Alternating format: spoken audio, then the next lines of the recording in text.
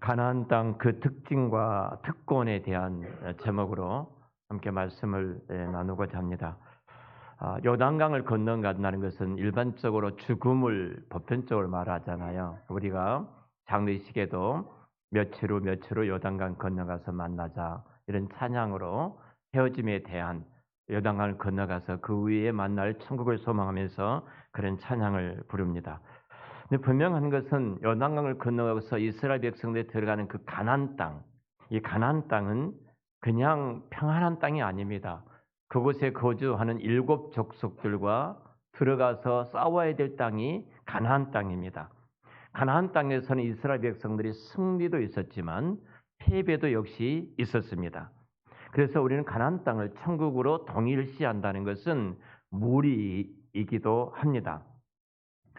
그럼 최소한도 가나안 땅, 장차 너희들이 들어갈 얻을 땅에 대한 그 모세는 장차 이 백성들이 들어갈 얻을 땅 가나안 땅에 대한 특징과 그리고 그곳에 있는 특권에 대해서 이야기를 하고 있는데, 우리가 살아가는 삶 속에서 특징은 무엇이며 우리가 누리는 특권이 무엇인가를 이 본문을 통해서 살펴보면서 2025년도에 여러분들이 모든 그 특권을 이 땅에서 번성하고 장구한 그 축복을 누리시기를 축원합니다.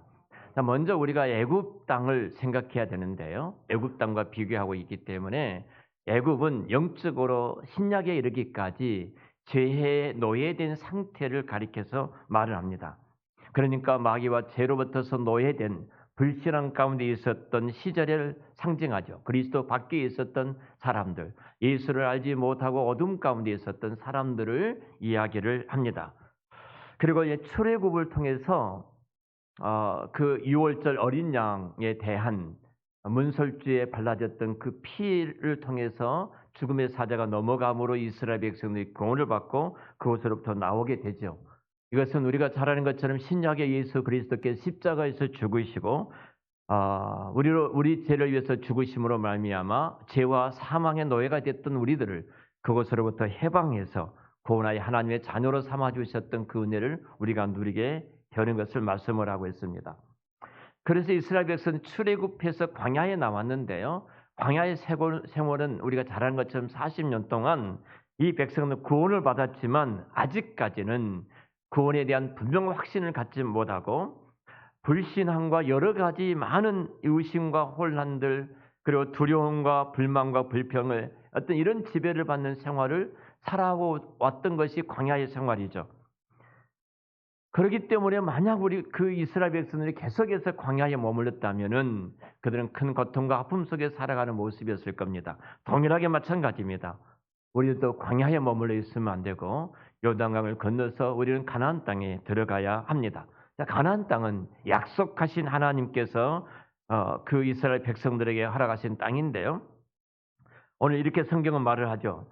자, 이스라엘 백성들이 이 땅에 들어가서 이제 얻도록 해주셨는데, 이스라엘 백성들이 가나안 땅에 들어가서 그냥 아무 일도 없이 그곳에 가서 누리는 것은 아닙니다. 성경은 이 8절에 이렇게 이야기를 합니다.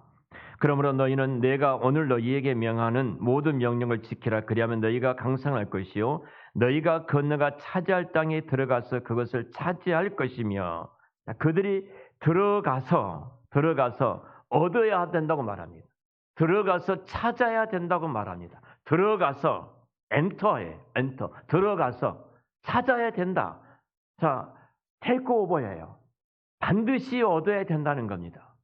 그냥 자동으로 이루어진 것이 아니라 가나안의 그 영광스러운 축복들을 얻기 위해서는 들어가야 되고, 들어가서 취해야 되고, 들어가서 얻어야 된다.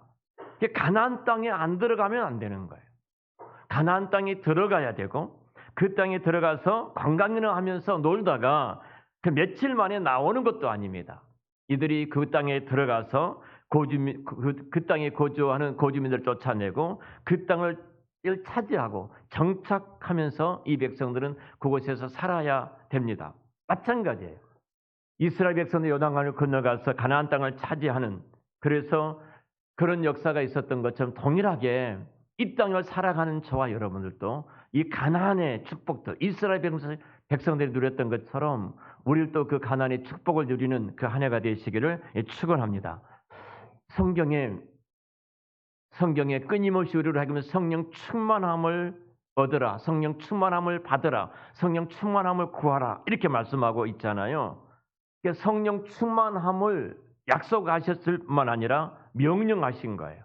성령 충만함을 받으라, 성령 충만함을 구하라. 가나안 땅 이스라엘 백성들이 들어가서 순간순간 매 순간마다 싸워서 그들을 취득하고 얻어야 됐던 것처럼 동일하게 마찬가지입니다. 이 땅을 살아가는 저와 여러분들도 하나님의 자녀로서 풍성한 승리의 삶, 하나님 약속하셨던 가나안의 그 모든 축복들 이스라엘 백성 누렸던 것처럼 우리가 그 복을 누리기 위해서는 저절로 되어진 것이 아니라 성경에서 분명히 천국은 침노하는 자의 것이다 이렇게 말씀을 했던 것처럼 우리들도 성령 충만해서 성령의 기름을 받고 성령으로 말미암아서 우리가 승리의 삶을 누려야 될 줄로 믿습니다. 제가 이번 주 이제 토요일 날 제 손자 결혼식 주례를 합니다. 제가 성경 공부를 하면서 이 말을 했습니다. 딱 두 단어로 정리를 했습니다. 신랑은 남자는 아내를 죽기까지 사랑해야 되고 아내는 남편에게 죽기까지 복종해야 되는데 할 수가 있겠니? 물었습니다. 자, 내가 내 아내를 죽기까지 사랑할 수 있겠는가? 우리 예수님께서 나를 죽으신 것처럼 내가 내 남편에게 죽기까지 복종할 수 있는가? 나는 속도 없지 생각도 없지 남편이 말한 모든 것들을 아멘하고 남편의 말에 따르고 순종할 수 있겠는가?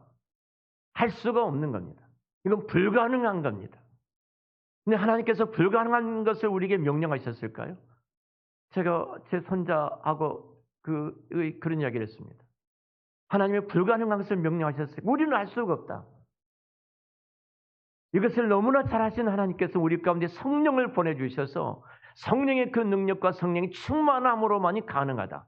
성령이 우리 가운데 기름을 부어주시고 성령으로 충만하게 되어진다면 남편은 아내를 죽기까지 사랑할 수 있고 아내도 남편에게 죽기까지 복종할 수 있는 가장 아름다운 에덴 동산의 모습을 이루는 것은 내 의지와 내 노력과 내 결단으로 되어진 것이 아니라 성령 하나님의 그 능력으로 되어지기 때문에 너희들의 가정이 예수 그리스도를 왕과 주인으로 모시고 살아간다면 가장 먼저 구할 것은 성령 충만함을 구해야 된다. 이것밖에 없다.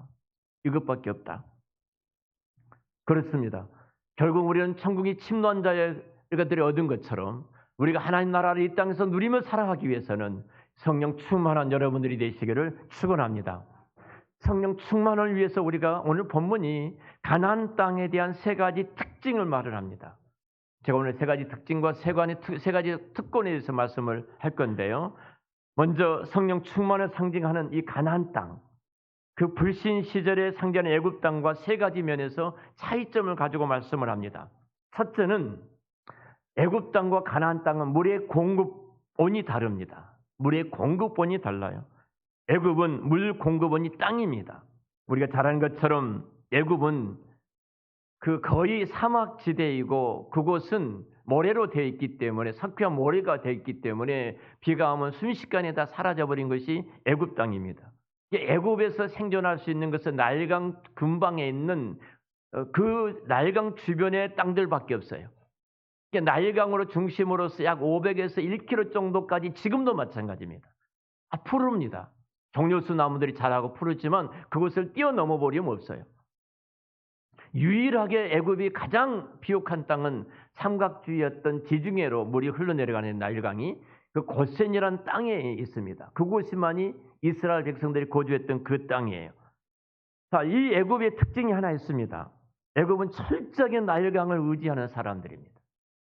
그리고 나일강에서 흘러나오는 물을 그들은 끌어올려서 필요할 때 관계시설을 만들어서 농사를 짓고 그리고 살아갔던 사람들이 애굽 사람들입니다. 이 애굽 땅은 물의 근원이 땅의 강입니다. 땅의 강. 땅에 저들이 강계 수로를 만들어서 물을 저장해 놓고 그 물을 가지고 살아갔던 사람들이 애굽 사람들이에요. 그러나 가나안 땅의 물의 근원은 땅이 아닙니다. 가나안 땅의 물의 근원은 하늘입니다. 하늘이에요. 하나님께서 필요할 때마다 가나안 땅에 이른 비를 주셨고 하나님께서 필요할 때마다 가나안 땅에 늦은 비를 주셨습니다.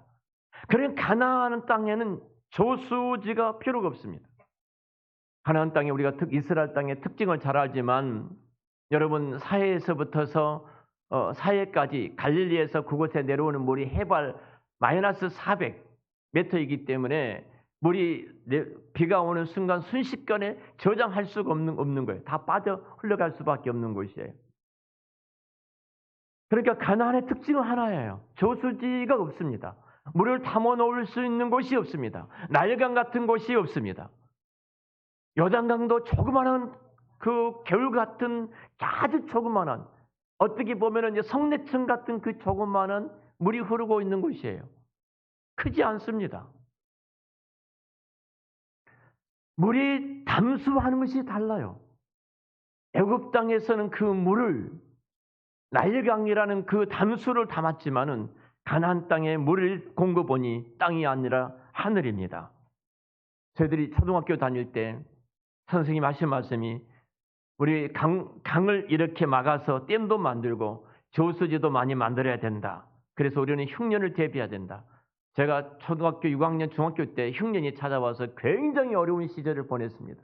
몇 년 동안 비가 오지 않았기 때문에 저수지가 다 갈라지고 농사를 지을 수 없는 그런 때가 있었어요. 선생님이 하신 말씀이 그런 말씀이었어요. 그래야만이 농경사에서 살 수가 있다. 그렇게 말씀을 하셨어요. 그때 댐과 저수지가 굉장히 많이 생겨났죠. 여러분 가나안 땅은 하나님께서 저수지예요.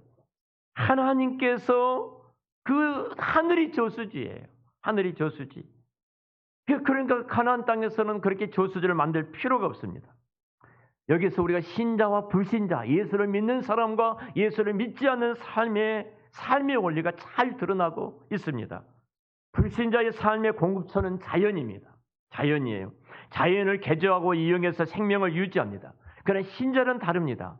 신자는 자연을 창조하신 창조자 하나님께서 생명줄입니다. 생명의 원천인 줄을 믿습니다. 세상의 삶의 근원이 되는 것이 그 세상 사람들이지만 그러나 하나님이 우리의 삶의 근원이에요. 하나님이. 그래서 모세는 이스라엘 백성들을 향해서 그렇게 세상을 사랑하지 말고 세상과 타협하지 말고 오로지 마음과 뜻과 정성을 다해서 주 너희 하나님을 사랑하라. 이것이 신명기에서 계속 돈 하나님의 말씀이에요. 혹시 여러분 동서남북 사방이 다 막혀가지고 지금 고통스러운 가운데 계신 분이 계십니까? 하늘을 바라보시기 바랍니다. 하늘의 담수, 하늘에다가 하나님께서는 다 그 하늘의 저수지가 있습니다. 마음을 다하고 뜻을 다하고 정성을 다하여 하나님을 사랑하시고 하나님을 섬기시고 하나님을 바라볼 때 그 은혜의 빗줄기가 하늘로부터서 내려올 줄로 믿습니다. 우리의 모든 해답이 그곳으로부터 내려올 줄로 믿습니다. 자, 공급원이 다른 것처럼 두 번째로 애굽과 가나안은 공급 방법이 달랐습니다. 오늘 10절 후반절에 이렇게 말합니다. 너희가 파종한 후에 발로 물대기를 채소밭에 댄과 같이 하였거니와 너희가 건너가서 차지할 땅은 산과 골짜기에 있어서 하늘에서 내리는 비를 흡수하는 땅이다. 애굽 땅은 발로 물대기를 채소밭에 댄과 같이 하였다. 펌프질만 하면 됩니다. 얼마나 물대기가 쉬웠으면 발로 물대기를 채소밭에 댄과 같이 하였다. 이렇게 말하겠습니까? 길을 내서 물고만 트면 언제든지 애굽에서는 나일강에서 그 물을 끌어올려가지고 농사를 지을 수 있는 땅이 바로 애굽 땅이었습니다. 저들은 육체적인 노동을 통해서 저들이 조그만 힘을 쓰고 애를 쓰면 그 물을 공급받을 수 있는 것이 애굽 땅이었어요. 그러나 가나안은 다릅니다. 가나안은 달라요. 그러면 가나안 땅에서는 인간의 육체적인 노동이 필요 없지 않겠습니까? 물 댈 수가 없어요. 물을 끌어올 수 있는 저수원도 없습니다. 그러니까 어찌 보면 가나안 땅은 정반대입니다. 애굽 땅은 인간의 모든 육체적인 노력을 바둥바둥 살려고 노력을 하지만 가나안 땅에는 뭐예요? 하늘을 바라보면 되잖아요. 하늘을. 불신자들의 삶은 이 땅에서 피곤할 수밖에 없어요. 일을 해서 일을 타면 이해가 됩니다. 이로 만족하지 못합니다. 3을 얻기 위해서 또 노력을 합니다. 3이 되어지면 10을 위해서 노력합니다. 10이 이어지면 이제는 20을 위해서 노력합니다. 쉬지 않고 끊임없이 노력을 합니다. 그래도 만족함이 없습니다. 그래도 불안합니다. 그리고 두렵습니다. 그래서 늘 불안하고 두렵습니다. 분명히 성경은 어떻게 말을 합니까? 저들은 신뢰야 실 수 없는 것이 저들의 삶이라고 말을 합니다. 그런데 시편 127편 2절에 이렇게 말씀하지 않습니까? 너희가 일찍 일어나고 늦게 누우며 수고의 떡을 먹으며 헛되도다. 다 그리스도 밖에 있는 사람들이 그 모든 것이 언젠가 하멜, 헛됨이 너희들 앞에 찾아오게 될 것이다. 그런데 말이야, 여호와를 사랑하는 자, 그 사랑하신 자에게는 잠을 주신다. 참된 안식과 쉼을 허락해 주시는 거예요. 애굽 땅에 올리는 불신자들의 삶에 올리는, 여러분 잠을 안 자고 수고하고 노력하지만 그 모든 것이 한마디로 헛되더라, 헛되더라 이렇게 말합니다. 이것이 불신자의 삶의 원리입니다. 우리 대한민국 같은 이 나라에서는 굉장히 애굽식 인생살이를 강요하고 있습니다. 그러나 우리 주님의 초청은 그러지 않습니다. 수고하고 무거운 짐진 자들아 다 내게로 오라. 내가 너희를 쉬게 하리라. 내가 너희를 쉬게 하리라. 분명히 우리 주님께서는 우리에게 참된 안식과 쉼을 주실 줄로 믿습니다. 내가 쉴 때에도, 내가 분명히 성경은 내가 잠잘 때, 시편의 말씀처럼 내가 잠을 자는 그 시간 아무것도 하지 않고 있는데, 아무것도 할 수가 없는데, 내 의식적이든 무의식적이든 내가 잠을 잘 때 아무것도 하지 못하는데, 너가 잠잘 때 말이야, 나는 너를 위해서 일하고 있다. 하나님이 일하시는 거예요.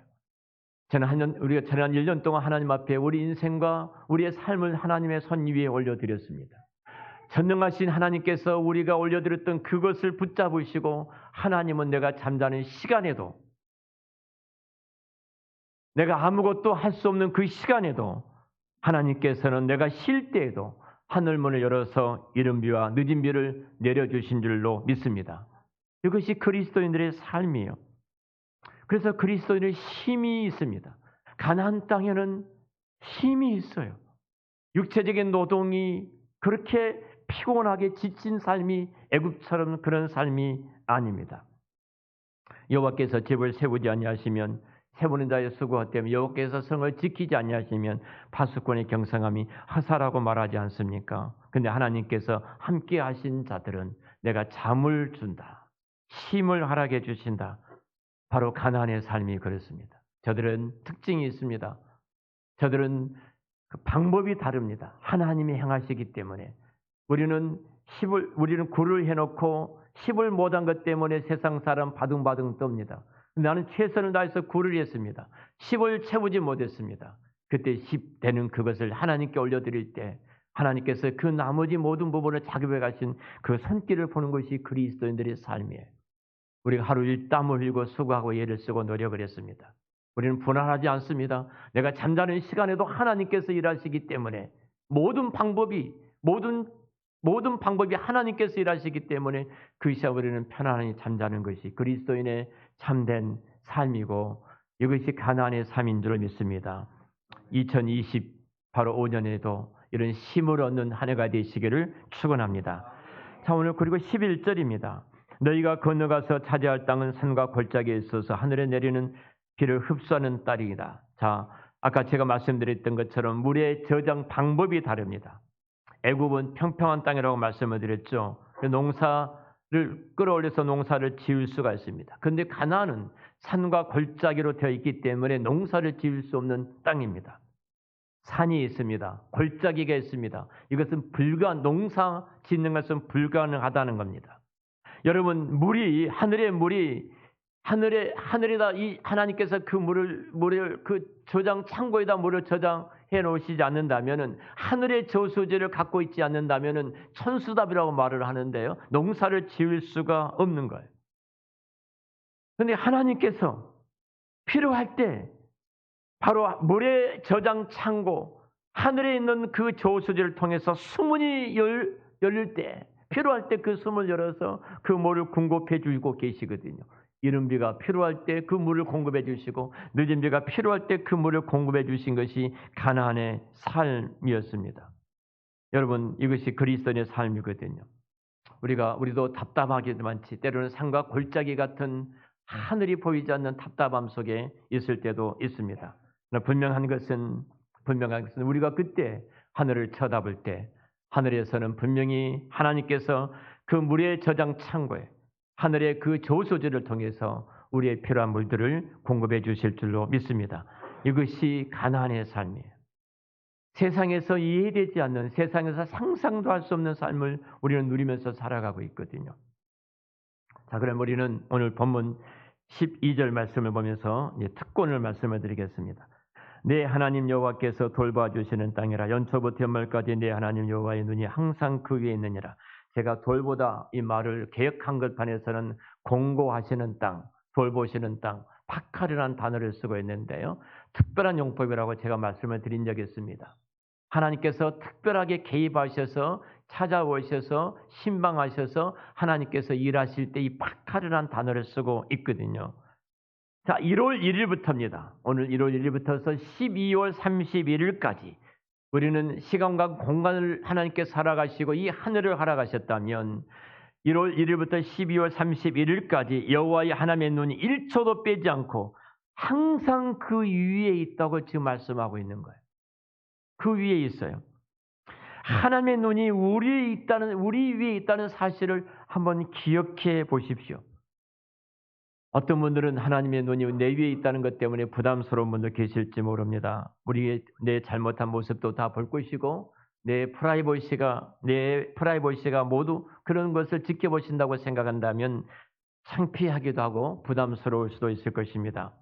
그러나 하나님의 눈은 그런 것들만 지켜보는 것이 아닙니다. 시편 34편 15절 말씀 보면은 여호와의 눈은 의인을 향하시고 그 길은 저희 부르짖음에 기울이시는도다. 아멘. 여호와의 눈은 의인을 향하시고 그 길은 저들의 부르짖음에 귀를 기울이시고 계신다. 여러분, 여호와의 눈이 우리 위에 계신 그 이유는 사랑하는 자녀가 마음에 무슨 고통이 있는지, 지금 무엇을 기도 위해서 기도하고 있는지, 지금 어떤 형편에 처해 있는지 이 모든 것들을 보고 들어주시기 위해서 하나님께서 그 눈이 우리 위에 있는 줄로 믿습니다. 그래서 역대하 16장 9절 말씀에도 여호와의 눈은 온 땅을 두루 감찰하사 전심으로 자기에게 향하는 자를 위하여 능력을 베푸시나니 여호와의 눈은 사랑과 관심의 눈이고 능력의 눈이고 제초부터 세발까지 1분 1초도 빼지 않고 항상 우리와 함께 하시는 은혜의 눈인 줄로 믿습니다. 여러분, 운전을 하다가 종종 위험한 사람들을 보기도 합니다. 음주 운전하신 분도 보지만 졸음 운전하신 분도 종종 만나실 것입니다. 특별히 고속도로 운전을 할 때 졸음 운전하신 분들 보면은 깜짝깜짝 놀라지 않습니까? 반쯤 눈을 뜨고 반쯤 눈을 감고 운전하신 분, 본인만 해를 당하는 것이 아니라 주변에 운전하신 분들까지 해를 다 끼치는 그런 일들을 종종 봅니다. 그래서 우리는 크락션을 울리기도 하고 계속 울리면서 그 사람의 잠을 깨워주지 않습니까? 여러분, 그런데 우리 하나님은 성경 이렇게 말합니다. 졸지도 아니하시고 주무시지도 않는다는 겁니다. 나는 깊은 수면에 잠든 시간에도 하나님은 그 불꽃 같은 눈동자를 나를 지켜보시면서 나를 지키실 뿐만 아니라 나는 의식하든 의식하지 못하든 내 심장이 뛸 때에 우리는 이 심장의 신경을 자율신경이라고 하거든요. 내가 명령하지 않아도 우리 심장은 그냥 뛰는 겁니다. 그냥 뛰는 것 같지만 이 자율신경을 조정하신 분이 내 의식과 상관없이 심장이 뛴 것 같지만 하나님께서 조절하시고 하나님께서 뛰게 해 주신 줄로 믿습니다. 하나님께서 작업하고 계시는 거예요.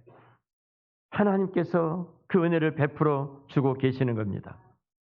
특별히 육체적인 어떤 육신적인 질병이나 사업의 어려움으로 고통받고 계신 우리 성도님이 계신다면 하나님 앞에 기도하시기를 축원합니다. 여호와의 눈이 오늘 나와 함께 하신다고 했기 때문에 여호와께서 그 눈으로 나를 살피시고 건져주시고 속에서 솟아나는 생수의 축복을 허락하시고 치료하시고 그리고 모든 위기에서 우리를 이끌어내 주실 줄로 믿습니다. 자, 말씀을 마치겠습니다. 결론적으로 제가 세 가지 권면합니다. 2025년도에는 성령 충만한 여러분들이 되시기를 축원합니다. 성령 충만할 때에 정말로 남편을 위해서 죽기까지 복종할 수 있고, 성령 충만할 때 내가 아내를 위해서 죽기까지 사랑할 수 있고, 내가 성령 충만할 때 내 자녀들을 주의 교양과 훈계를 양육할 수 있고 내가 성령 충만할 때 내 부모를 공경하며 이로는 하나님을 사랑하고 옆으로는 이웃을 사랑할 수 있는 그 능력은 성령 충만할 때만이 가능한 줄로 믿습니다. 성령 충만해서 이 한 해 동안 성령의 사람으로 우리 한사람교회가 성령 충만한 교회로 여러분의 삶 전 영역이 성령 충만함으로 승리하는 삶이 되시기를 축원합니다. 두 번째로 하늘을 바라보시기를 바랍니다. 여러분 현재의 삶이 답답하고 비가 없이 황무함이 계속된다면 두려워하지 마시고 하늘을 바라보십시오. 하나님 앞에 잘못한 것이 있다면 회개하시고 다시 하늘의 문을 열어달라고 기도하시기를 바랍니다. 손바닥만한 작은 구름이 뜬다면 조만간에 은혜의 소낙비가 내릴 것을 믿고 여러분 기도하시기를 바랍니다. 그리고 세 번째로 낭망하지 말고 절망하지 마십시오. 산에 있든지 골짜기에 있든지 인생은 항상 오르막이 있으면 또 내리막도 있습니다. 그래서 그것 때문에 일희일비하지 마시고 정말로 또 조금 잘 됐다고 좋아하지 마시고 조금 어렵다고 금방 낙담하지 마십시오. 인생을 살다 보면은 성공도 있고 실패도 있지 않습니까? 저주가 있기도 하고 축복이 있을 때도 있습니다. 그렇기 때문에 우리는 축복이 찾아올 때 자고하지 말고 때로는 힘들고 어렵다고 해서 낙담하지 마십시오. 인생은 세웅지마라 가지 않습니까? 이런 이야기가 있죠. 교통사고 때문에 한쪽 다리를 절단하는 사람이 있었습니다. 그래서 고무 다리로 이 보조 다리를 만들었습니다. 하루는 사냥을 나갔다가 식인종을 만나게 됩니다. 식인종은 사람을 잡아먹는 사람들입니다. 그래서 식인종들이 이 사람을 잡아먹기 위해서 달려듭니다. 그때 이 사람이 자기 고무 다리를 떼어가지고 식인종에 먹으라고 던져줍니다. 이 식인종이 이 고무 다리를 씹어보고는 이 고기는 질기고 진짜 맛이 없는 고기다 하면서 그 사람을 풀어줬다는 우스갯소리가 있지 않습니까? 여러분 우리가 힘든 일이 있다고 해서 그것이 망하는 것이 아닙니다. 어려움이 있다고 해서 그것이 실패하는 것이 아닙니다. 내가 아무리 힘들고 어렵다 할지라도 그 시간 하늘에 계신 전능하신 하나님을 내가 바라보면 하나님께서 그 하늘에 담수되었던 저수지를 열어 물꼬를 열어 저와 여러분들의 모든 필요를 채워주실 줄로 믿습니다. 이것이 가나안을 살아가는 그리스도인의 삶의 복입니다. 세상은 좌절할지 모르지만 세상은 절망할지 모르지만 그러나 그리스도인들은 열려있는 하늘을 바라보면서 가나안에서 살아가셨던 그 축복을 이 땅에서 누리면서 살아가야 되지 않겠습니까? 세상적인 방법과 세상적인 형식을 갖고 이 땅을 개척하지 마시고 우리는 동일하게 그들처럼 최선을 다하지만 마지막 모든 결정은 하나님이 하시는 거고 하나님만이 이 일의 해답인 것을 믿으시고 하나님과 함께 이 한 해를 동행하심으로 여러분들의 삶이 이 땅에서 가장 행복한 이 한 해 2025년도를 마무리할 때는 하나님 가장 행복한 한 해였습니다. 그 놀라운 고백이 있는 한 해가 되시기를 우리 주의 이름으로 축원합니다. 기도하겠습니다.